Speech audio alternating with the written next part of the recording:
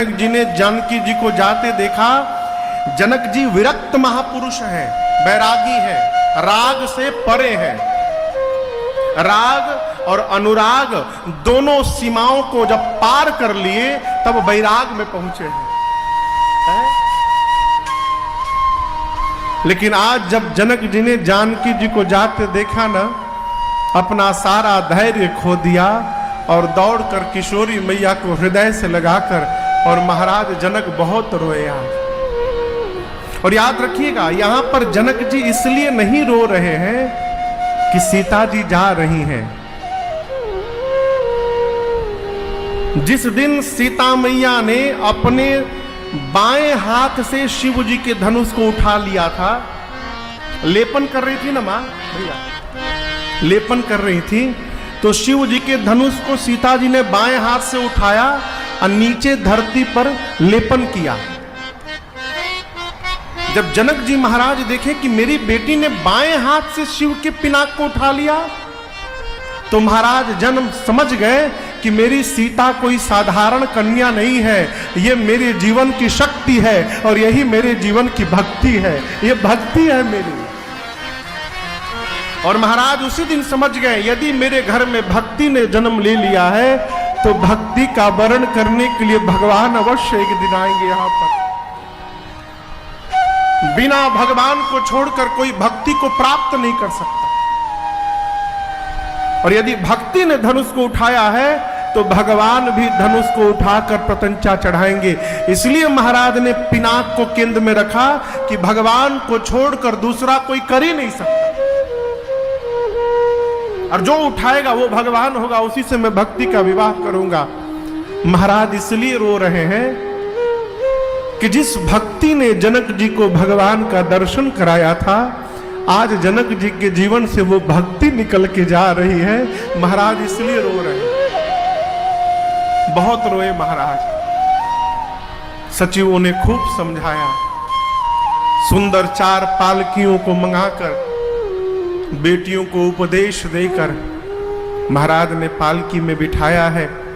इधर चक्रवर्ती जी महाराज इतना जितना दाइज मिला था उन सभी दाइजों को लगे बांटने। कहां? अयोध्या में आके नहीं, मिथिला में ही। जीवन में देने का स्वभाव बना रहेगा तभी मिलता भी रहेगा। जिसके जीवन में देने का स्वभाव है नहीं है, उसको प्राप्त भी नहीं होने वाला। इस बात को गांठ बांध दिए। महाराज लगे देने, याचकों को बुलाकर दान दिए, ब्राह्मणों को बुलाकर दान दिए। गौरी गणपति भगवान का स्मरण करके बारात को लेकर चले। जनक जी महाराज बारात को पहुंचाने के लिए चले, बहुत दूर गए। बार बार दशरथ जी मना करते हैं, जनक जी वापस लौटिए। जनक जी थोड़ी दूर वापस लौटते हैं, लेकिन फिर मुड़ के चले जाते हैं। अंत में दशरथ जी महाराज रथ से उतरे, जनक जी भी रथ से उतरे। दोनों महापुरुष आमने सामने आए। जनक जी ने हाथ जोड़कर कहा, प्रभु दशरथ जी, करऊं कवन विधि विनय बनाए महाराज मोहि दीन्हा बढ़ाए। जनक जी हाथ जोड़कर दशरथ जी से बोले, महाराज मैं बना करके आपसे नहीं बोल रहा हूं महाराज, आज जनक को अपना संबंधी बनाकर आपने इस छोटे से जनक को भी बड़ा बना दिया है। आपने मुझे बहुत बड़ा बना दिया महाराज। दशरथ जी बोले, मैंने आपको बड़ा नहीं बनाया है, आपने अपनी बेटियों को दिया है, मैंने आपके बेटियों को लिया है जनक जी। और जगत जानता है कि लेने वाले से सदैव देने वाला बड़ा रहता है। आप पहले से बड़े हैं। और याद रखिएगा, बड़ा वही है जो किसी को अपने से छोटा न समझे। बड़प्पन का पहला सिद्धांत है, जो सबके भीतर बड़प्पन देख रहा है वो बड़ा आदमी है। परस्पर जनक जी और दशरथ जी महाराज एक दूसरे को बड़ाई दे रहे हैं। चक्रवर्ती जी ने राम जी से कहा, पिताजी को प्रणाम करिए। आप लोग विदा लेकर जाएंगे। भाइयों के साथ रघुनाथ जी ने जनक जी को प्रणाम किया है। अब दर्शन करिए। जब राम जी सभी भाई प्रणाम कर लिए ना, तो जनक जी दशरथ जी से पूछे कि मैं राम जी से कुछ बात कर सकता हूं। दशरथ जी बोले करिए।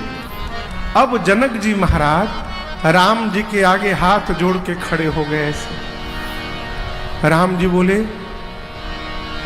ऐसे क्यों खड़े हैं पिताश्री? जनक जी बोले नहीं, आज एक ससुर अपने दामाद के सामने नहीं खड़ा है राम, आज एक भक्त अपने भगवान के सामने खड़ा है।